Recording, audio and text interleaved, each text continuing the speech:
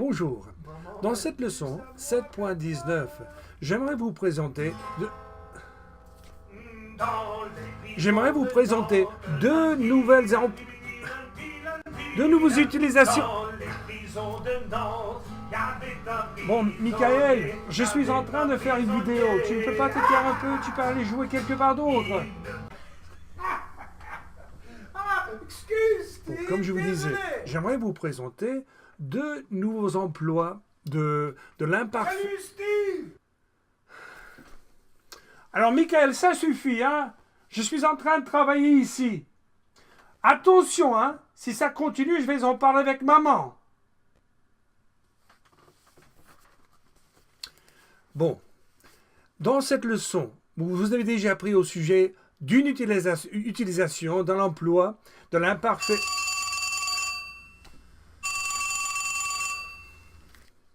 Allô? Michael, laisse-moi tranquille. Vous avez déjà appris au sujet de d'une utilisation de l'imparfait. Ça, c'était une action répétée dans le...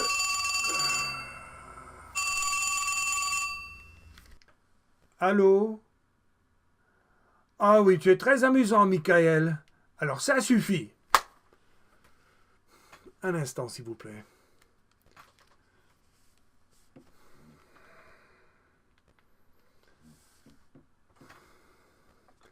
Maman, c'est ton fils encore une fois. C'est Michael, il m'embête. Ah, voici ce qui s'est passé. Hein. Je faisais une vidéo dans mon bureau. Et puis en même temps, Michael, il chantait dans la salle de séjour juste à côté. Je travaillais et Michael, il jouait dans la salle de séjour. Il était impossible. Mes élèves ne peuvent pas entendre la leçon. Oui, c'est vrai, c'est vrai. Et tu sais, en plus, maman, je faisais la vidéo, hein, j'enregistrais la vidéo, et puis tout d'un coup, Michael m'a appelé par téléphone. C'est vrai, il m'a appelé, et ça m'a interrompu totalement. Tu vas lui en parler? Bon, merci, maman. Merci. Bon, je pense que normalement, maintenant, les choses vont se calmer. Je vais pouvoir continuer avec la leçon. Maman! En fait... Aïe! Oui, maman! Bon, maman est petite, mais elle est petite et vieille, mais elle est dure. Hein, elle est forte et elle est dure. Je pense que maintenant, on va pouvoir travailler dans la tranquillité. Alors, nous allons voir maintenant la leçon 7.19 plutôt, et je pense que je vais plus facilement pouvoir vous expliquer ces deux nouvelles utilisations de l'imparfait en français. Voilà. Comme je vous l'ai déjà expliqué, on va voir la deuxième section. Il y a deux leçons, vous avez appris qu'on peut utiliser l'imparfait, et en parenthèse, l'imparfait, c'est je parlais, tu parlais, il parlait, nous parlions, vous parliez, il parlait, ou bien, voilà, presque tous les verbes sont réguliers avec l'imparfait. Mais ça peut s'employer pour une action répétitive, qui se répétait dans le passé, sans indiquer une fin précise à cette situation, cet événement, cette activité. Hein. Par exemple, quand j'étais jeune, était, c'est être, était, et ça c'est le seul verbe irrégulier que vous allez rencontrer.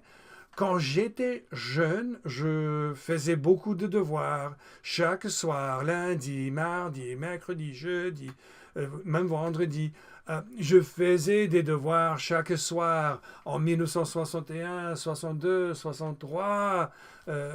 Ça continuait. Hein. Ou bien quand j'étais jeune, je faisais du sport. Quand j'étais jeune, qu'est-ce que je faisais? J'écoutais la radio chaque soir lorsque je m'étais couché. Hein. Donc ça, c'est l'imparfait. Alors, il y a deux autres utilisations qu'on va voir maintenant, emplois qu'on va voir maintenant. Ça, c'est plus facile à dire. Vous voyez ici, dans la leçon, juste à côté, la deuxième des utilisations, le deuxième emploi, il s'agit de deux actions parallèles dans le passé, deux actions simultanées dans le passé. Par exemple, on va prendre l'exemple de mon frère. Pendant que Steve, pauvre Steve, et donc ici, ce symbole veut dire que deux actions se passaient en même temps et on va utiliser le mot ou l'expression pendant que. Donc, pendant que Steve travaillait dans le bureau, Michael, le vilain Michael, il jouait dans la salle de séjour. Donc, deux actions qui se produisaient en même temps, n'est-ce pas? Ou bien on peut invertir, bien entendu, les deux expressions, ça n'a aucune incidence. Donc, on va voir un autre exemple ici. Alors, deux actions qui avaient lieu en même temps, qui se passaient en même temps, pendant que, encore une fois, pendant que Steve fait, et maintenant, comment est-ce qu'on va former l'imparfait de faire? Alors, vous vous souvenez, on prend la forme de nous au présent, et c'est nous faisons, n'est-ce pas? On laisse tomber le on, et la racine, la première partie du verbe, ça va être fais. Donc, je faisais, tu faisais, il faisait, quand il s'agit de l'imparfait. Nous faisions, vous faisiez, il faisait. Donc, pendant que Steve faisait une leçon dans le bureau, Michael chantait, il chantait faux en plus. Il chantait dans la salle de séjour. Ou bien, on peut dire l'inverse aussi. Voici d'autres exemples qui ne comprennent pas la présence de Michael, ou plutôt l'inconvénience de Michael. Alors, la femme, pendant que la femme préparait le dîner, l'homme faisait les devoirs. Les deux actions se produisaient en même temps. Alors, deux actions parallèles. Ou bien l'imparfait s'emploie aussi dans ce contexte. Pendant que la femme jouait du piano, l'homme jouait de la guitare. Alors, ils jouaient ensemble. Alors, on va utiliser, quand on parle du passé, l'imparfait. Pendant que la femme jouait du piano, l'homme jouait de la guitare. Deux actions parallèles. D'accord? Donc, ça, c'est la deuxième utilisation. Allons voir la troisième maintenant. Le troisième emploi de l'imparfait. Et je pense que ça se trouve dans la section numéro 6. Oui. Alors, voici encore une description de comment Michael m'a embêté. Alors, cette fois-ci, on va commencer. C'est une action qui se produisait, c'est-à-dire que Steve, toujours très travailleur, Steve travaillait dans le bureau. C'est ça ce qui se passait. Steve travaillait dans le bureau, mais quelque chose, subitement, a interrompu son activité tellement rentable. Michael qu'est-ce qu'il a fait? Michael a appelé. Il a appelé par téléphone. Michael a appelé Steve. Donc, et j'ai dit, en fait, notez bien, j'ai dit Michael a appelé. Donc ça, c'est le passé composé, parce qu'il s'agit d'une activité qui a eu lieu, il y a eu une fin très précise à cette activité, le fait d'appeler. Hein? Donc on utilise, comme vous voyez ici par le symbole, l'imparfait pour expliquer l'action qui se produisait, et puis, toc, le passé composé pour l'action qui a interrompu la première activité, la première action. Donc, pendant que Steve travaillait dans le bureau, Michael a appelé par téléphone. Ou bien, d'autres vérités, pendant que pauvre Steve faisait une leçon, Michael a crié. « Hey Steve !» Michael a crié. Et encore, notez bien que j'ai dit Michael a crié. Ça, c'est le passé composé parce que c'est une action qui a interrompu la première qui s'est déroulée. En fait, on n'accentue pas une fin précise à cette première activité.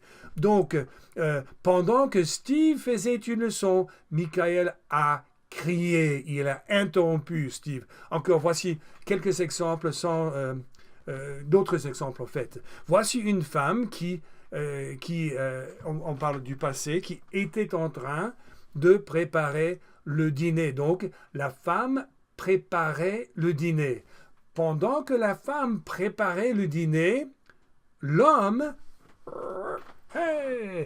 est entré. Il a interrompu sa préparation en entrant dans la maison. L'homme est entré. Ça, c'est le passé composé. Donc, c'est l'action qui a interrompu la première qui se déroulait sans interruption initialement. Donc, pendant que la femme préparait le dîner, l'homme est entré dans la maison. On peut dire aussi que pendant que le garçon faisait les devoirs, l'homme est entré dans la maison, ou l'homme est retourné à la maison. Hein?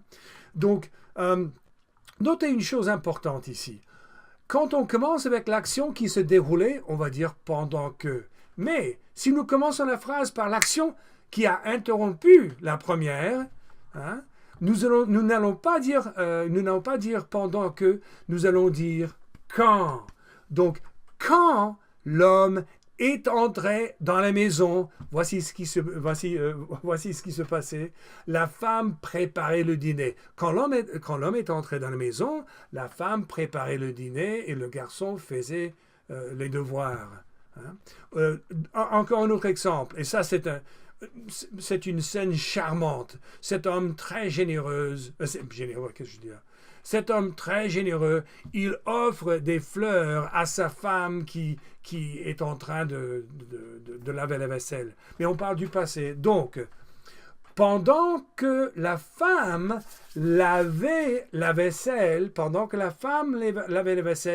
tout à coup, l'homme lui a donné, il a donné, le passé composé, l'homme lui a donné des fleurs. L'homme a interrompu son travail et en lui offrant des fleurs. Donc, pendant que la femme lavait la vaisselle, l'homme a offert, il lui a donné des fleurs. Alors, changeons, invertissons l'ordre maintenant de ces deux clauses, de ces deux parties de la phrase. Commençons par l'action qui a interrompu. Et là, on va dire quand l'homme lui a donné des fleurs, la femme lavait la vaisselle. L'homme a donné des fleurs, la femme lavait la vaisselle.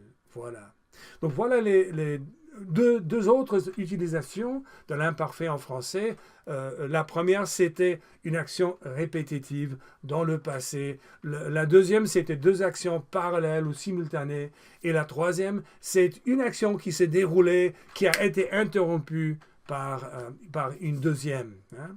Et je suis désolé de vous le dire, mais dans la prochaine leçon, numéro 4, vous allez apprendre une quatrième utilisation de l'imparfait aussi. Mais maintenant, oublions la prochaine leçon, mettons l'accent sur celle-ci. C'est à vous de travailler en faisant des exercices qui suivent cette vidéo. Et puis nous nous verrons dans la prochaine leçon. Au revoir, bon courage.